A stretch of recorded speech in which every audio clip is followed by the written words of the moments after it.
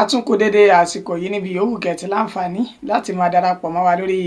ìkànnì àrólé bàbá 1010 níbi tá a ti mú ròyìn wá lájàbalẹ̀ pẹ̀lú bí nǹkan bá ṣe ń lọ lórílẹ̀‐èdè Nàìjíríà àti lókè òkun káàkiri orílẹ̀‐èdè àgbáláyé. Ṣe bójú tẹ́ fi ń wò wá, ojú náà ní fọ́, etí tẹ́ fi ń gbọ́ wá, etí náà kò ní di láṣẹ lọ́wọ́ Elédùmarè. Ìròyìn tàsìkò yìí òun náà láṣẹ bẹ́ẹ̀ tá a mú wá fún yín. Orúkọ oníròyìn yín kò yí padà, àyànfẹ́ Elédùmarè yín náà ni. Ẹ gbọ́ kókó tí ń bẹ nínú ìròyìn náà báyìí. Ọ̀sẹ̀ méjì ààrẹ Bọ́lá Ahmed Tinubu ti pé báyìí o. Ǹjẹ́ kò yẹ kí ààrẹ ti padà dé sórílẹ̀-èdè Nàìjíríà? Peter Obi ló ń béèrè irú ìbéèrè yìí. Agbésùmọ̀mí ní àjọ EFCC wọ́n kàn ń fìjọba bójú ṣe ìkà fọ́mọ orílẹ̀-èdè Nàìjíríà ni. Olisa Àgbákòbà òun ló sọ èyí di mímọ̀. Iná sọ lábẹ́ Tàsíù Dàlámì lásìkò tó fẹ́ jí wáyà tiransifọ́mà ní ìpínlẹ̀ Niger. Ẹ má gba àbádòfin tó fẹ́ fi ààyè gba ẹ̀ṣọ́ alábòójú pópó láti máa lo ìbọn ìléwọ́ o, àyàfi tẹ́ bá fẹ́ fi ẹ̀mí àwọn ọmọ orílẹ̀-èdè Nàìjíríà ṣòfò. Ajàfẹ́tọ̀ọ́ ọmọnìyàn kan ló sọ èyí di mímọ̀. Ọwọ́ iléeṣẹ́ ọlọ́pàá ìpínlẹ̀ Bauchi ló ti ṣe bẹ́ẹ̀ tẹ àwọn akẹ́kọ̀ọ́ ilé ẹ̀kọ́ girama méjì kan èyí tí wọ́n jí ẹ̀rọ ìbánisọ̀rọ̀ tí kò dín ní 100 ní ìpínlẹ̀ ọ̀hún. Ẹ gbọ́ ẹ̀kúnrẹ́rẹ́ ìròyìn náà bá a ṣe mú wá lẹ́yìn òsọ́kà. Ọ̀sẹ̀ méjì ààrẹ Bọ́lá Ahmed Tinubu ti pé báyìí o. Ǹjẹ́ kò yẹ kí ààrẹ ti padà dé sórílẹ̀-èdè Nàìjíríà? Peter Obi ló ń béèrè ìbéèrè yìí. Gẹ́gẹ́ bí ẹni tí ó jẹ́ olùdíje sí ipò ààrẹ nínú ẹgbẹ́ òṣèlú Labour Party LP tọdún 2023, Peter Obi bó ṣe fi sójú òpó ayélujára X rẹ̀ nínú ètò tí ń béèrè lọ́wọ́ iléeṣẹ́ ààrẹ wípé ìbọ̀sẹ̀ méjì tí ààrẹ Bọ́lá Ahmed Tinubu tó dábí pò ń fẹ́ lọ fi ṣe ìsinmi lókèrè ó ti pé báyìí, ó sì yẹ kí ààrẹ ti padà dé sí orílẹ̀-èdè Nàìjíríà. Gẹ́gẹ́ bí ìròyìn náà bí ó ṣe tẹ̀ wá lọ́wọ́ nígbà náà, níṣe ni ààrẹ Bọ́lá Ahmed Tinubu ló ṣe ìrìn àjò rẹ̀ lọ sí òkè òkun United Kingdom ní ọjọ́ kejì inú oṣù tá a wà yìí, nínú ètò wọn ti sọ di mọ̀ pé ọ̀sẹ̀ méjì gbáko òun ni ààrẹ yóò fi ṣe ìsinmi náà. Ṣùgbọ́n níṣe ni ààrẹ padà gbéra láti orílẹ̀-èdè UK lọ sí orílẹ̀-èdè Faransé báyìí láti lọ ṣe ìtàkùrọ̀sọ kan nínú èyí tí ọ̀sẹ̀ méjì rẹ̀ tó ti pé báyìí, tó sì yẹ kí ààrẹ Bọ́lá Ahmed Tinubu kó ti padà dé. Níṣe ni Peter Obi ló wá tàkù ọ̀rọ̀ sí iléeṣẹ́ rẹ̀ wípé ǹjẹ́ ààrẹ tó mọ tó ń ṣe ó ní àwọn yàn ní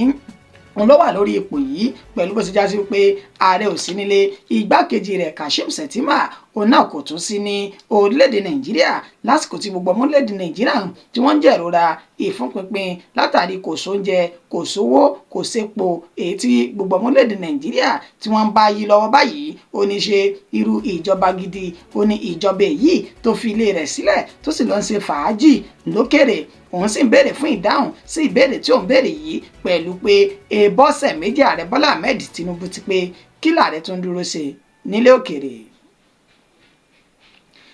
Agbésùmọ̀mí ní àjọ EFCC wọ́n kàn ń fi ìjọba bójú ṣe ìkà fọ́mọ orílẹ̀-èdè Nàìjíríà ni.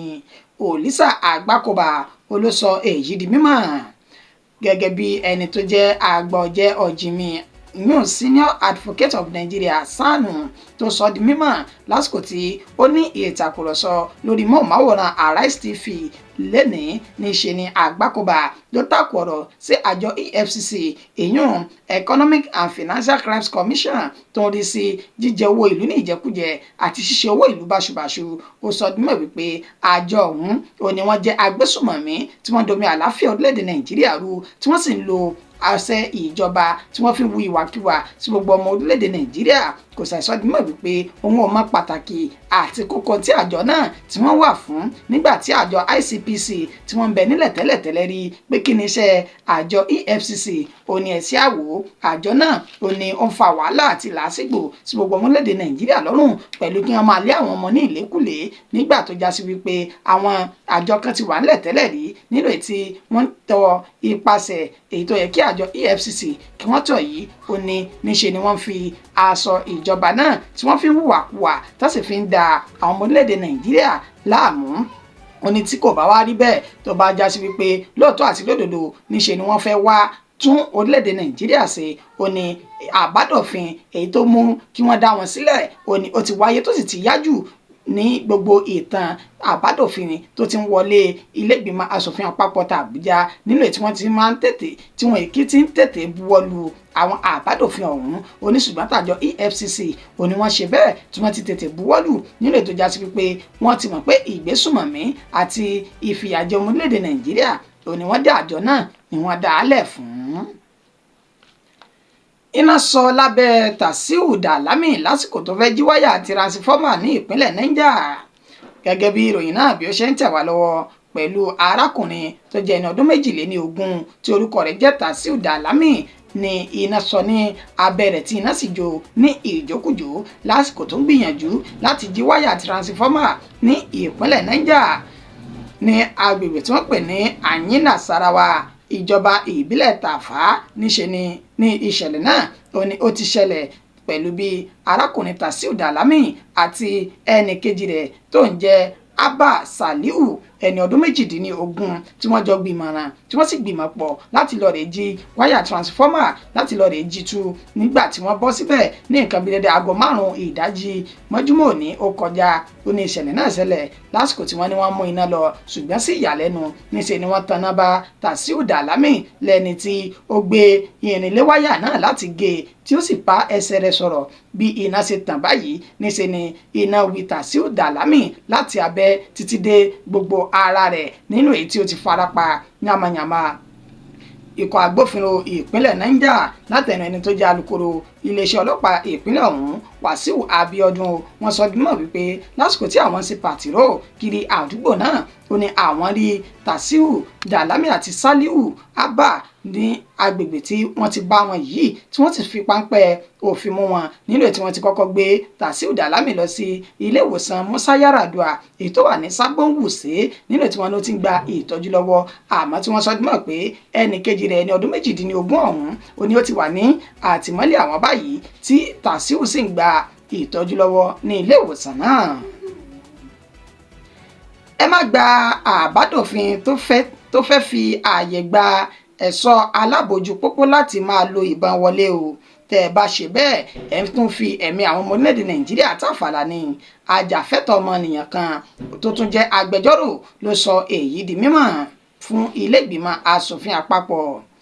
Ajàfẹ́tọ̀ọ́ ọmọnìyàn tí orúkọ rẹ̀ ń jẹ́ Ifeanyisi Ejiofor tó jẹ́ agbẹjọ́rò ó ní ó ti gba ilé ìgbìmọ̀ asòfin àpapọ̀ ní Àbújá tí ṣe olú ìlúlẹ̀ yìí ló ti ṣe bẹ́ẹ̀ gbà wọ́n nímọ̀ràn wípé ẹ jẹ́ má gba àbádòfin kábádòfin láàyè pẹ̀lú bí àbádòfin tẹ́ ń gbé jáde bó ti sọ wípé kí ẹ fi ààyè gba àwọn ẹ̀ṣọ́ alábòójú pópó èyàn Federal Road Safety Corps láti máa lo ìbọn onítẹ́lẹ̀tẹ́lẹ̀ rí nígbà tí wọn kò lo ìbọn gan wàhálà àti làásìgbò ó ní àwọn ẹ̀ṣọ́ alábò yìí àti àwọn ọlọ́kọ̀ ojú pópó ni wọ́n jọ máa ń fà papọ̀ ó ní òpin ìgbà táwọn tí wọ́n ní lópin ìgbà tó ti já sí wípé ohun tí wọ́n gbé wọn kalẹ̀ fún ó ní láti máa mójútó ètò ìrìnnà ojú pópó lílọ bíbọ̀ ọkọ̀ àti yíyẹ ìwé àti tótó àti tí ó yẹ wò fún àwọn ọlọ́kọ̀ ó ní wọ́n gbé wọn kalẹ̀ fún ó ní kí ni wọ́n wá fẹ́ fi ìbọn ṣe ó ní ẹ wòye sí gbogbo àwọn tó já sí wípé wọ́n lo ìbọn nínú àwọn ẹ̀ṣọ́ tí ìjọba àpapọ̀ dá sílẹ̀ yìí ẹ wò bí wọ́n ṣe ń ṣe bẹ́ẹ̀ tí wọ́n lo ìbọn náà ní ìlòkulò ó ní báyìí tí ẹ bá tún wá fi àyè gba ẹ̀ṣọ́ alábòójú pópó ta ni kò sàmà wípé níṣẹ́ lẹ́ ń fi ẹ̀mí àwọn ọmọ orílẹ̀-èdè Nàìjíríà lẹ́ fẹ́ fi wéwu tẹ́ẹ̀sì fi ń tàfàlà èmi kọ́ ni mo sọ yìí Ifeanyisi Ejiofor ó ní ó sọ yìí di mímọ̀ tó sì gba ilé ìgbìmọ̀ asòfin àpapọ̀ l'Àbújá tó gbà wọ́n nímọ̀ràn wípé ẹ jáwọ́ lápọ̀n tí ó yọ ẹ jájọ dá mi lákaná. Ọwọ́ iléeṣẹ́ ọlọ́pàá ìpínlẹ̀ Bauchi ti ṣe bẹ́ẹ̀ tẹ àwọn akẹ́kọ̀ọ́ ilé ẹ̀kọ́ girama méjì èyí tí wọ́n jí ẹ̀rọ ìbánisọ̀rọ̀ tí kò dín ní 100 tí wọ́n jí gbé ní ìpínlẹ̀ ọ̀hún. Gẹ́gẹ́ bí wọ́n ṣe fi ìròyìn náà léde láti ẹnu ẹni tó jẹ́ alukoro iléeṣẹ́ ọlọ́pàá ìpínlẹ̀ Bauchi Ahmed Wakil ó sọ di mọ̀ wípé ní ọjà tí wọ́n pè ní Wunti ní Bauchi tí ń ṣe olúùlú ìpínlẹ̀ Bauchi gangan ó ní ìṣẹ̀lẹ̀ náà ti ṣẹlẹ̀ pẹ̀lú bí àwọn akẹ́kọ̀ọ́ ilé ẹ̀kọ́ girama tí wọ́n wà ní ìpele JSS 3 nínú èyí tí wọ́n já sí wípé ọmọ ọdún márùndínlógún ni àwọn méjèèjì tí wọ́n sì lọ digunjalè nínú èyí tí wọ́n ti kó ẹ̀rọ ìbánisọ̀rọ̀ èyí tí kò dín ní 100 àti àwọn ohun èlò míì tó jẹ́ ti ẹ̀rọ ìbánisọ̀rọ̀ ní ilé ìtajà onílé ìtajà. Gẹ́gẹ́ bí wọ́n ṣe sọ di mímọ̀, wọ́n ṣe ní àlàyé wípé àwọn méjèèjì tí orúkọ wọn jẹ́ Hamza Sodiq àti Adamu Amadu ni wọ́n jẹ́ ọmọ ilé ìwé girama Bakari Duku Comprehensive Secondary School ní ìpínlẹ̀ Bauchi. Gẹ́gẹ́ bí àlàyé tí wọ́n ṣe, wọ́n ní wọ́n mú kọ́kọ́rọ́ ilé ìtajà ẹni tó ní ilé ìtajà ọ̀hún tí wọ́n sì lọ tún kọ́kọ́rọ́ náà rọ nínú èyí tí wọ́n ti padà wá ní àti wá ṣe iṣẹ́ burúkú ọwọ́ wọn tí wọ́n sì kó ẹ̀rọ ìbánisọ̀rọ̀ èyí tí kò dín ní 100 nínú rẹ̀ ni wọ́n ti tà tí wọ́n ti sọ di owó fúnra wọn àti àwọn míì tí wọ́n bá ní ọwọ́ wọn. Alukoro iléeṣẹ́ ọlọ́pàá ìpínlẹ̀ náà Ahmed Wakili ó sọ di mọ̀ wípé lẹ́yìn tí àwọn fi páńpẹ́ òfin mú wọn, àwọn tí àwọn bá náà ní àwọn ẹ̀rọ ìbánisọ̀rọ̀ àti ẹ̀rọ ìgbọ́ orin àti chájà tí wọ́n fi ń ti iná bọ ẹ̀rọ ìbánisọ̀rọ̀ lára pẹ̀lú àwọn nǹkan míì tó sì sọ di mọ̀ pé ìwádìí sì ń tẹ̀síwájú láti rí àwọn ẹ̀rọ ìbánisọ̀rọ̀ tó kù tí wọ́n ti jí tí wọ́n sì fẹ́ dá padà fún àwọn tó ní nǹkan wọn. Bẹ́ẹ̀ ló sọ di mọ̀ pé àwọn ti fi wọ́n sí àtìmọ́lé kí ìwádìí náà kó lè máa ran àwọn lọ́wọ́ sí i. Ìròyìn wa kò jù báyìí lọ fún ti àsìkò yìí. Ẹni tó ṣe àkójọpọ̀ rẹ̀ tó tún kà sí ti ìgbọ́yìn náà ni àyànfẹ́ Elédùmarè. Títí dìgbà tá a tún máa fún yín níròyìn míì. A kú iṣẹ́ látàárọ̀ àsìkò pọ̀pọ̀ ṣìnṣìn ìsinmi òpin ọ̀sẹ̀.